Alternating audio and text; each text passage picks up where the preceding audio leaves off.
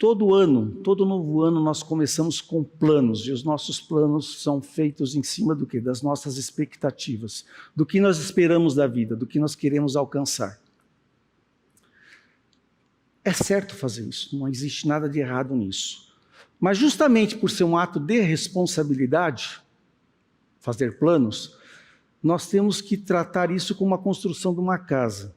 Você, ao construir uma casa, você primeiro procura conhecer o terreno. Você vai fazer um fundamento, as bases sólidas para construir a casa. Ninguém constrói uma casa em cima de um terreno movediço, um terreno instável, porque a casa vai cair, não vai dar certo, não vai ter sucesso naquilo. O que acontece é que muitas vezes nas nossas vidas, quando nós fazemos os planos, nós fazemos baseados nas nossas próprias expectativas, sem levar em consideração que existe algo muito maior acontecendo exatamente nesse momento. Algo muito além dos nossos planos e das nossas intenções. Conhece a história da mosca dentro do avião? O aeroporto parado em São Paulo, aeroporto de Congonhas, porta aberta, a mosquinha vai, entra dentro do avião. Aí a mosquinha fala, oba, eu vou viajar. E a mosca começa, voa de um lado, voa para o outro, ela é dona de si. Aí a porta do avião fecha, o avião levanta voo e a mosca fala, oba, vou para onde eu quero. Ela vai para frente do avião, ela entra na cabine do comandante, ela vai para o fundo do avião, entra no banheiro, volta para a salinha dos comissários, fala, oba, eu vou para onde eu quero. Não, você não vai para onde você quer. O avião saiu de São Paulo e está indo para o Rio de Janeiro, você só não sabe disso. Ela fala, eu vou para onde? Não, eu vou para onde eu quero. Não, você não vai para onde você quer. Existe algo maior acontecendo que ela desconsidera. Ela não tem consciência, aquela mosca, de que existe um piloto. Existe alguém comandando aquele voo. Existe um plano de voo estabelecido por aquele comandante. O que acontece é que os nossos planos, eles nascem dos nossos corações. E nós sabemos que o nosso coração é enganoso. E ele nos trai muitas vezes. Então eu acabo fazendo os meus planos em cima de engano, em cima da minha própria vontade, e não das expectativas de Deus. Eu li recentemente um livro em que o autor dizia uma frase, ele falou, não se trata do que eu espero da vida, mas sim do que a vida espera de mim. Como cristãos, a gente poderia mudar um pouquinho essa frase e dizer o seguinte, não se trata do que eu espero de Deus, mas sim do que Deus espera de mim. Quais são as expectativas de Deus para mim? Jesus, numa certa ocasião, conversando com judeus, fariseus, ele fala, olha, vocês fazem tudo certinho, vocês estão indo para o caminho certinho, vocês dão dízimo, vocês vão na igreja todo domingo, vocês servem lá nos ministérios, está tudo certinho, só que vocês se esquecem dos fundamentos, vocês esquecem dos preceitos mais importantes da lei, que é a justiça, a misericórdia e a fidelidade. E isso já nos traz para o tema da mensagem de hoje, a misericórdia. O texto nos apresenta aqui um homem, um perito da lei. O perito da lei era uma autoridade entre os judeus. Ele era um homem que estudava a lei e ensinava a lei. E esse homem tinha suas próprias convicções. Ele chega para Jesus já com a sua agenda pronta, baseado nas suas expectativas, baseado nas suas próprias convicções. Por isso que o texto nos diz que ele chega para colocar Jesus à prova. Ele não chega para aprender. Ele chega já com as suas expectativas, com a sua agenda próxima. E ele chega pronta, e ele chega para Jesus e fala, mestre, o que preciso fazer para herdar a vida eterna? Na cabeça daquele homem, a vida eterna seria obtida pelo cumprimento das leis. A observância das leis o tornaria um cara justo diante de Deus e ele teria o direito, ele teria um mérito à vida eterna. E Jesus sabia disso. Então Jesus olha para ele e fala, já que você é um perito da lei, o que está escrito na lei? Como você entende? Ele está perguntando para ele, qual a sua exegese do texto, perito da lei? Aí o perito da lei vai dizer, ele responde da seguinte forma, ame o Senhor, seu Deus, de todo o seu coração, de toda a sua alma, de todas as suas forças e de todo o seu entendimento. E ame o seu próximo como a si mesmo. Jesus disse: você respondeu certo, você respondeu corretamente. Faça isso e viverá. Ora, o homem respondeu exatamente o que Jesus já falou em algumas outras palavras. Quando perguntaram para Jesus, no que se resume a lei? Ele falou, resume no relacionamento perfeito com o Pai, com Deus, e no relacionamento perfeito entre os homens. Só que quem pode cumprir? Quem pode fazer? É por isso que Jesus fala para ele o seguinte: vai e faça.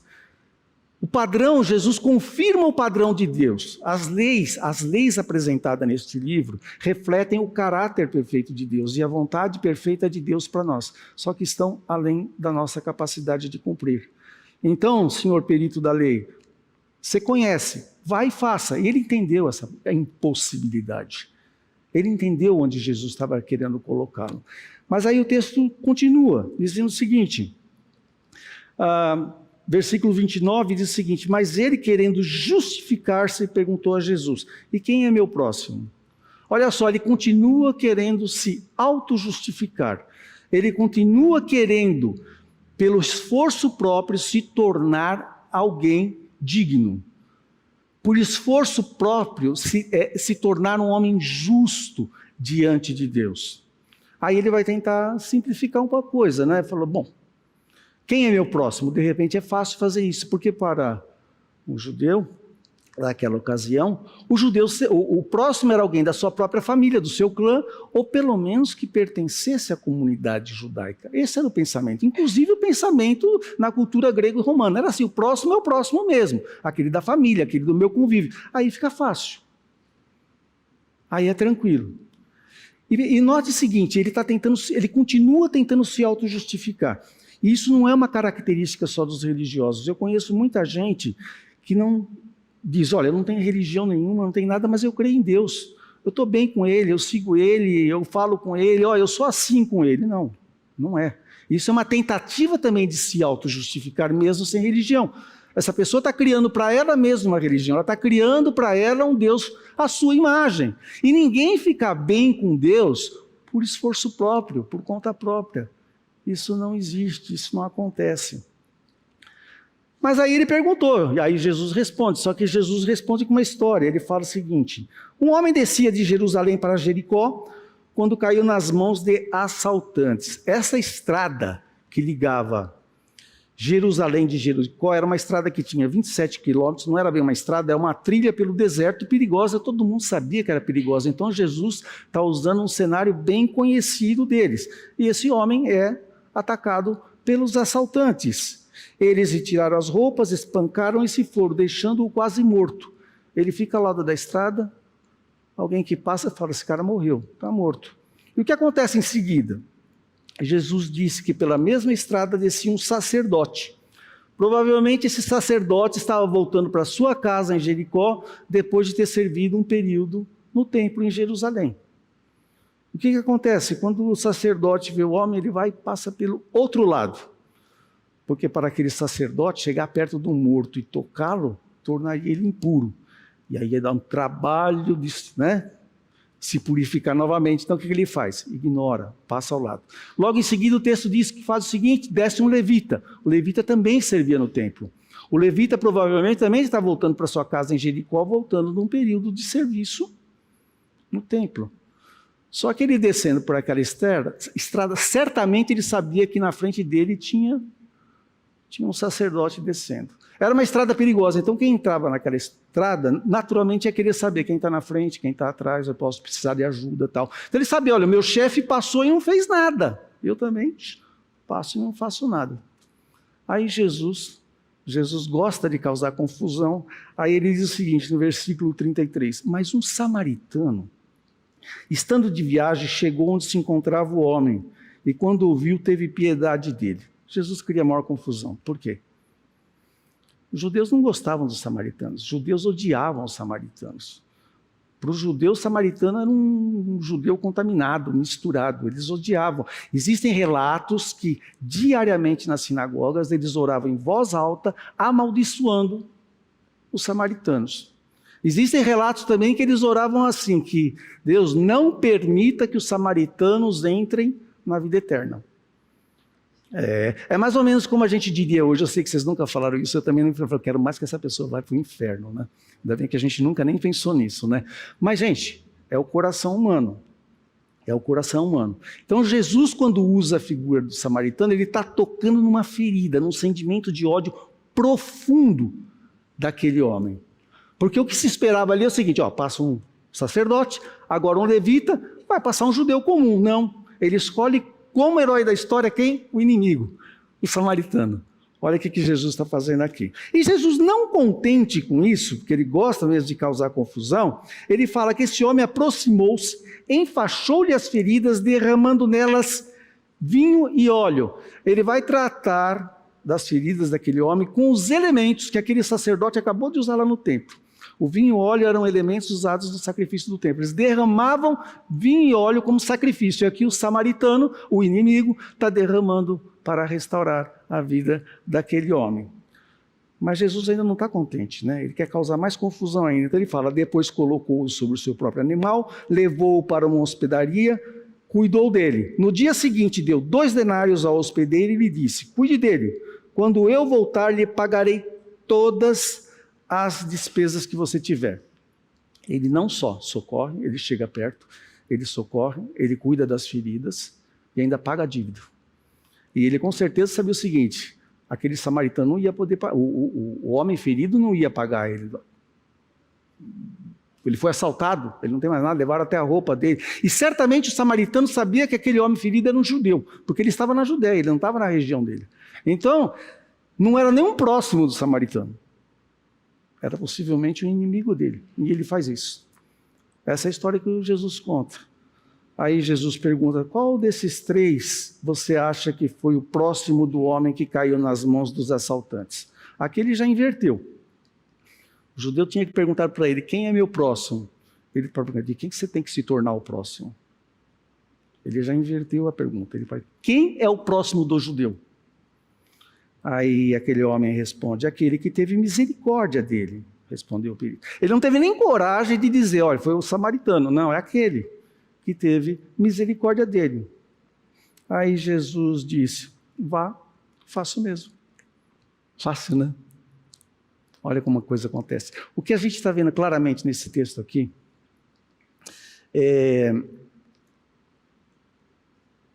o que ele está fazendo, Jesus está fazendo, ele está fazendo uma contraposição entre a atitude daqueles homens religiosos que negaram a misericórdia, que passaram de lado, que ignoraram, rejeitaram aquele homem ferido quase à morte. Ele está contrastando esta atitude, a atitude do samaritano, que sem medo chega, presta socorro. E olha só, prestar socorro nessa condição era colocar a sua própria vida em risco, porque parar naquela estrada para socorrer alguém era perigoso. Ele derrama o verdadeiro sacrifício, um óleo e vinho, carrega aquele homem e ainda paga suas dívidas, cancela sua dívida. É isso que ele está fazendo. O que Deus está querendo dizer para aquele homem, para a gente aqui hoje é o seguinte, eu não quero uma resposta de vocês em atos religiosos frios, indiferentes. Eu não quero com uma religiosidade barata. Eu quero atos de misericórdia. É isso que o texto está falando. É isso que ele está falando para a gente. Se a gente voltar no Antigo Testamento para entender essa questão da misericórdia como é um tema central na narrativa bíblica, Deus fala, profeta Oséias, capítulo 6, versículo 6, ele fala, eu quero misericórdia, não sacrifícios. É isso que ele está dizendo. E o texto começou, o texto de hoje para a gente, que começa com o homem tentando se justificar, se auto-justificar, e Jesus falando para ele, você quer se auto-justificar, esse daqui é o padrão, é inegociável. O padrão de Deus não muda. Você quer se auto-justificar, você vai ter que fazer isso daqui. E ele entende essa impossibilidade humana de se auto-justificar, de se tornar justo diante de Deus pelo próprio mérito, pelo próprio esforço. Nós já esbarramos nessa tentativa na simples falta de capacidade de amar o próximo. Nós já esbarramos, eu e você, a gente já esbarra nisso. Agora, para a gente entender um pouquinho a importância dessa questão da misericórdia como uma expectativa de Deus para as nossas vidas, e por que é impossível atingirmos esse padrão como humanos que Deus pede, é melhor a gente entender o que é misericórdia. O que vem à nossa mente de cara quando a gente pensa em misericórdia são atos de caridade, não é?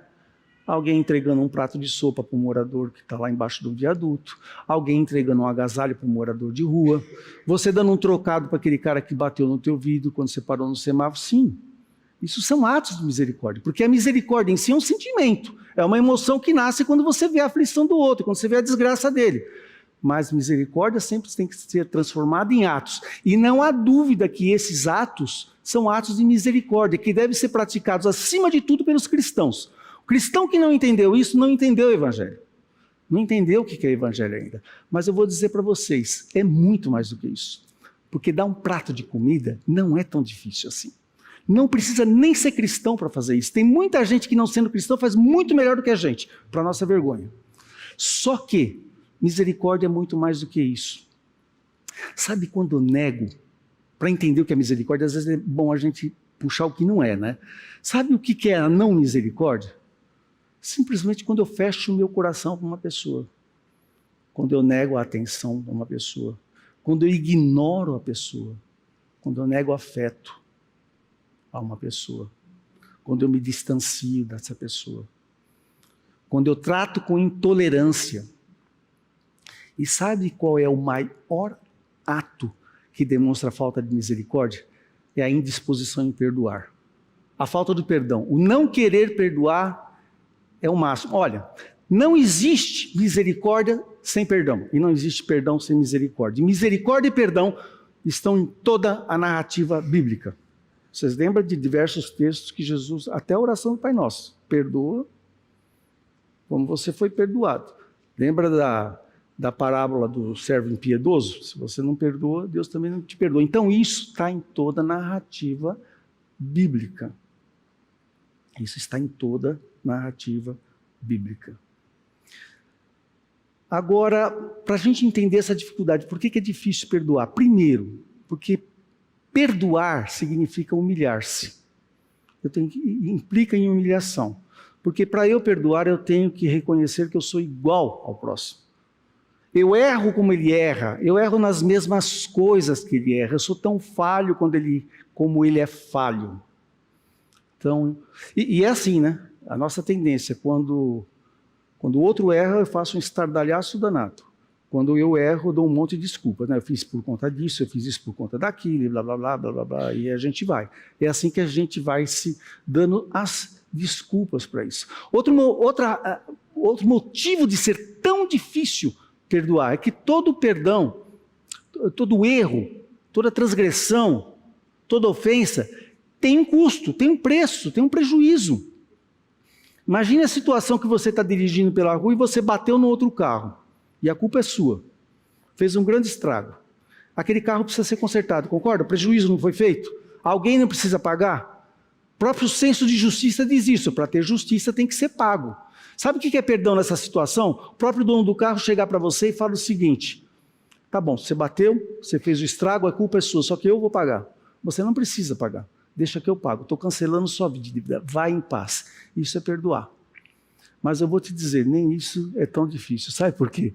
A maior parte do prejuízo que é causado pela ofensa não tem a ver com questões materiais, não tem a ver com questão com dinheiro. Tem mais a ver com o emocional. Tem a ver com a honra. Sabe? Quando a tua honra é ferida, quando o orgulho é ferido, quando a reputação é ferida. Ou quando simplesmente a minha forma de pensar é contrária e eu ouvi uma frase torta e aquilo me fez um mal emocional, causou uma perda. E é difícil perdoar. Eu acho que são. E é o que mais nos aflige nos nossos relacionamentos, sejam eles relacionamentos conjugais ou relacionamento dentro da igreja. É o que mais pega. E perdoar nessa situação significa dizer o seguinte: chegar para a pessoa que te ofendeu e falar: olha, vai em paz. Eu estou assumindo essa perda, eu te perdoo. Não quero nada em troca, estou cancelando a sua dívida comigo. Perdão desse tipo é quando você que é casado, você está magoado com o seu cônjuge por uma frase, por um comportamento, ou por alguma coisa que ele faz que não te agrada, e você sofre calado. Em segredo você perdoa, em segredo você sofre pelo bem dele. Você cancela a dívida dele. Difícil? Fácil perdoar assim? Sabe o que torna mais difícil ainda? Nós estamos inseridos numa cultura de cancelamento. E não é um cancelamento da dívida, é cancelamento do outro. Nós facilmente cancelamos as pessoas. Dizer que perdoou e continuar cobrando, colocar condições para perdoar, isso não é perdoar. Não existe perdão à prestação. Olha, eu vou te perdoar dessa vez, mas cuidado, você já fez uma vez, você pode fazer de novo. Não existe perdão à prestação. Perdoar e querendo que o outro continue sofrendo, não é perdão. Perdoar e continuar falando mal do outro, isso não é perdão.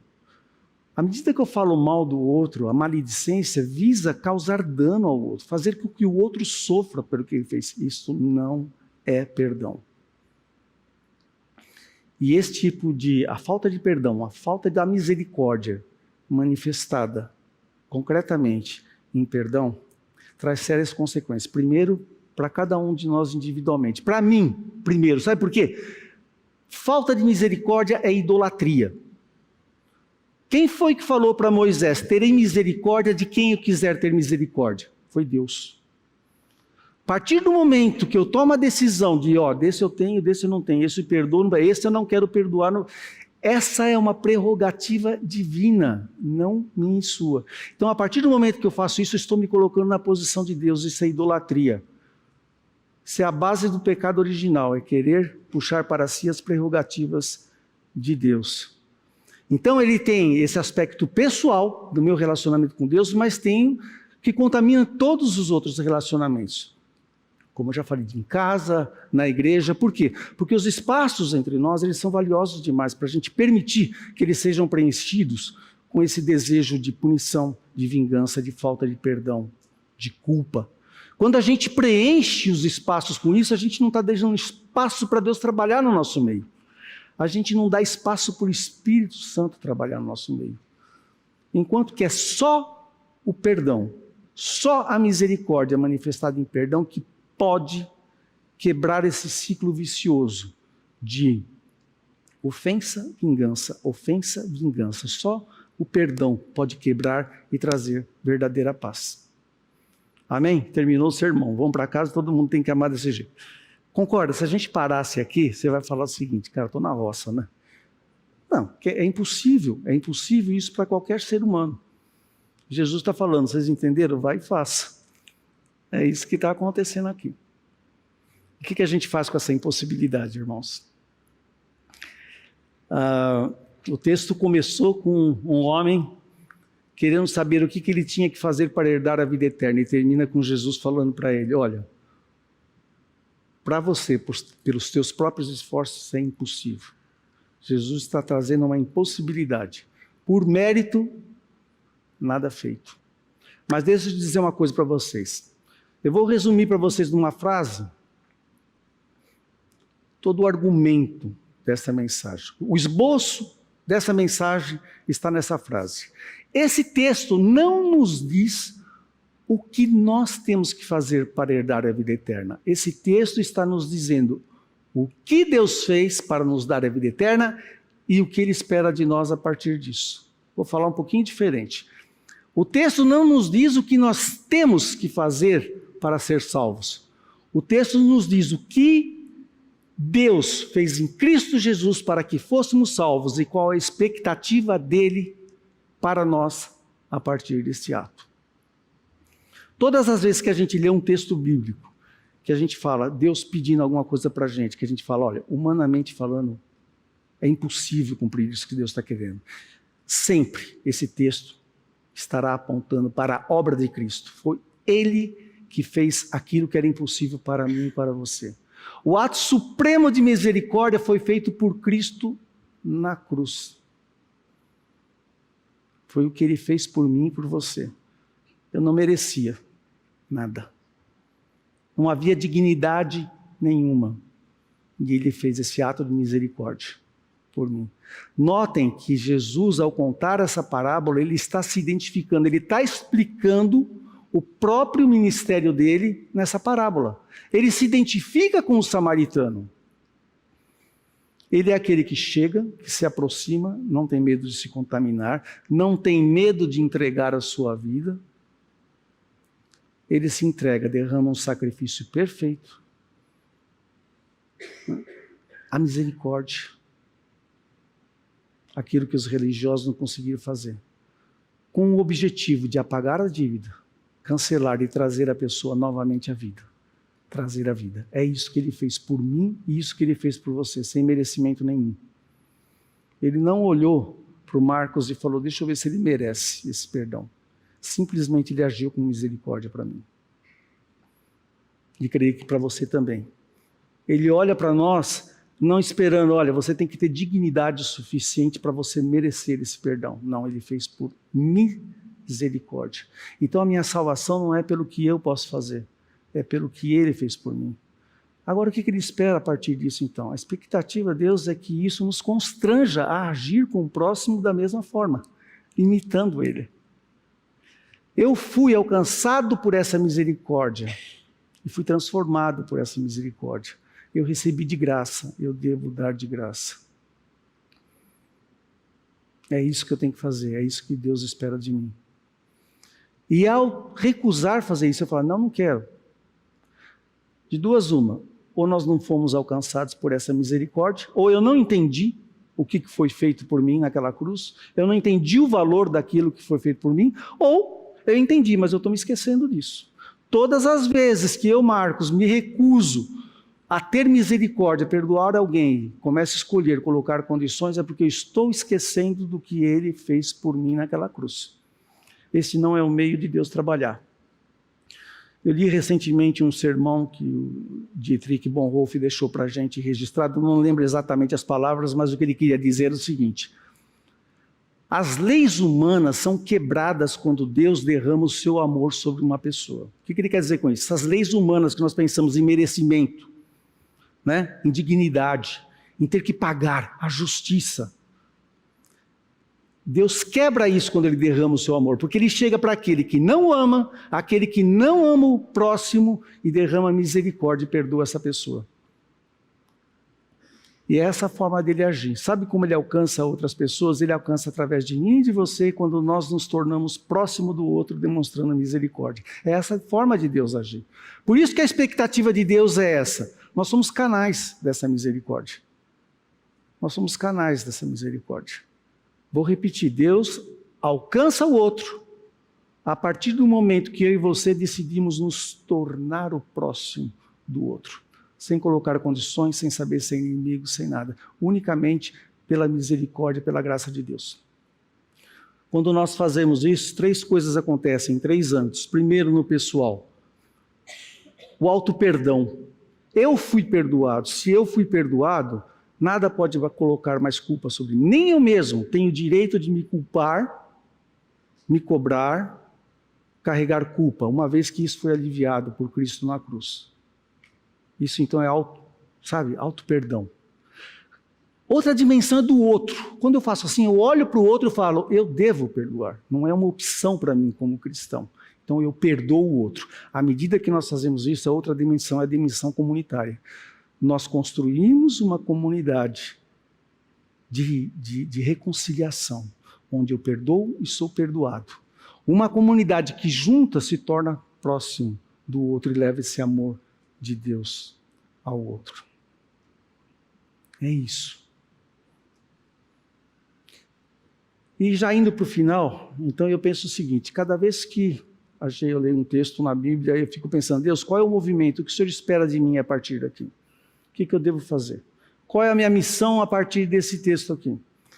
Confesso aos irmãos, ao preparar essa mensagem, a primeira palavra que veio à minha mente, se arrepende. É arrependimento, porque eu, Marcos, eu não sou misericordioso.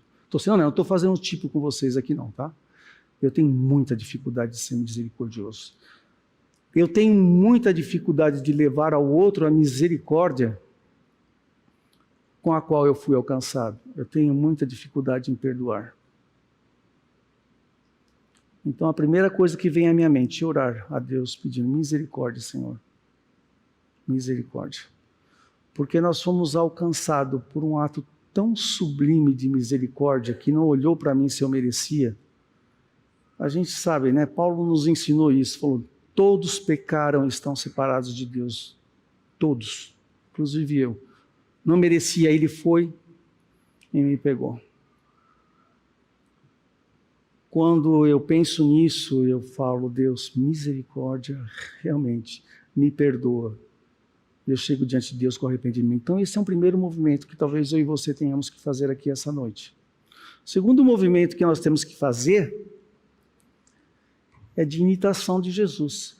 Não é uma questão da capacidade de ter misericórdia, mas sim da intenção de ter. Por saber que eu tenho que agir dessa forma, por saber que é assim que Deus age. Misericórdia está relacionada à cruz de Cristo. Por quê? O que representa a cruz? Cruz é entrega.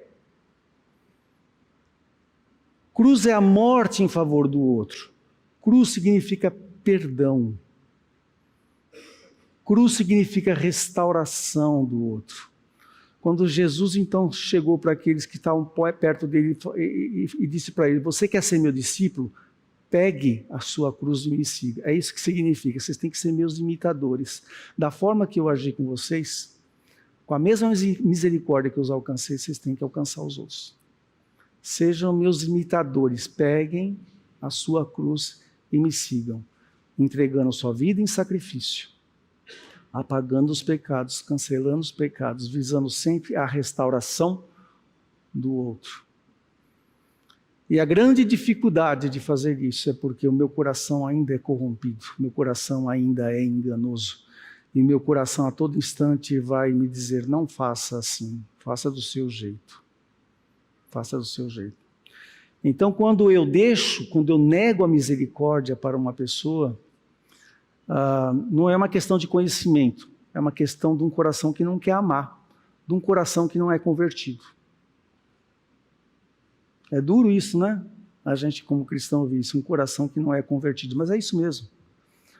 A gente precisa a cada dia pedir ao Espírito Santo de Deus que nos lembre essa verdade, do alto preço que foi pago, da situação que eu estava ao lado da estrada ali, como aquele homem quase morto, e chega esse samaritano e me resgata. Chega esse homem Jesus e me resgata, me tira daquela condição. É só lembrando disso a cada dia que o meu coração é transformado, dia após dia, por obra do Espírito Santo de Deus. Quando nós entendemos isso, quando nós entendemos que esta é a forma de Deus agir, por misericórdia, pelo seu amor fiel, pelo seu amor leal, a gente vai ver que como cristãos não tem outra alternativa. Ou eu sou ou eu não sou. Ou eu sou ou eu não sou. Ou eu desejo ser, ou... Então não é uma questão de capacidade, é uma questão de querer, é uma questão de entrega, uma questão de transformação do coração, que é feita pelo próprio Deus a partir do momento que Ele me alcançou. Se eu entendo isso, fica claro por que a expectativa de Deus para nós nesse ano que começa é misericórdia. É a forma que nós temos que olhar um para o outro.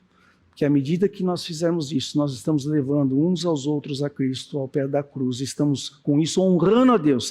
Cada vez que eu me negar a fazer isso, eu estou desonrando a Deus. Mas a partir do momento que eu aceito isso, eu não tenho dúvida que todos os nossos relacionamentos serão transformados a partir da nossa casa. Os nossos relacionamentos aqui na igreja, entre irmãos, será renovado, será melhorado.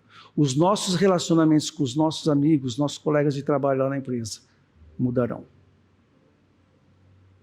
Por pura misericórdia de Deus. Por permitir sermos instrumentos de Deus.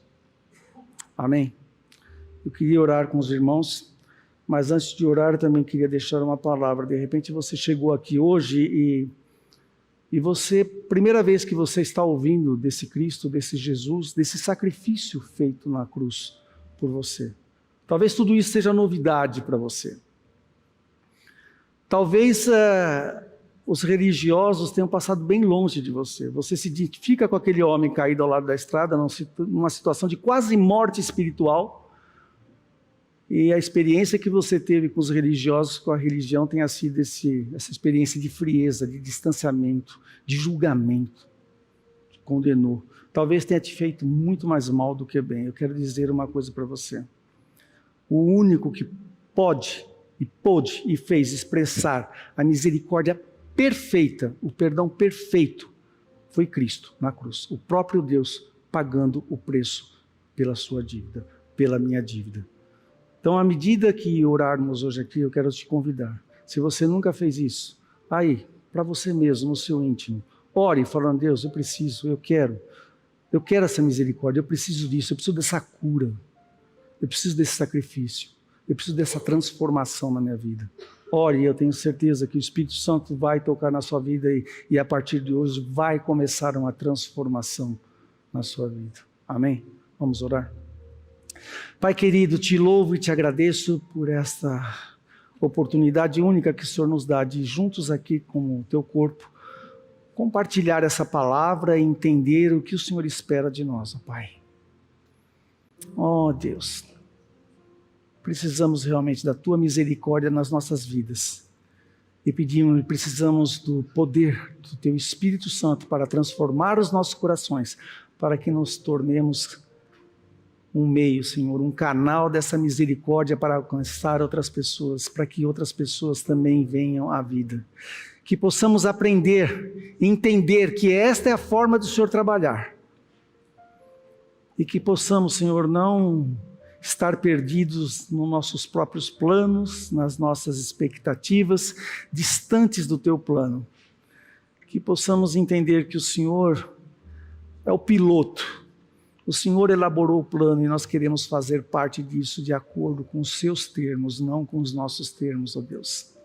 Ajuda-nos, Senhor, a fazer a tua vontade. Ajuda-nos, Senhor, a exercer atos de misericórdia que te agradem, ó Deus. Não para merecermos alguma coisa, mas porque fomos alcançados primeiro pelo Senhor. Obrigado, Senhor. Te louvamos, te agradecemos, em nome do Senhor Jesus. Amém. Amém, irmãos.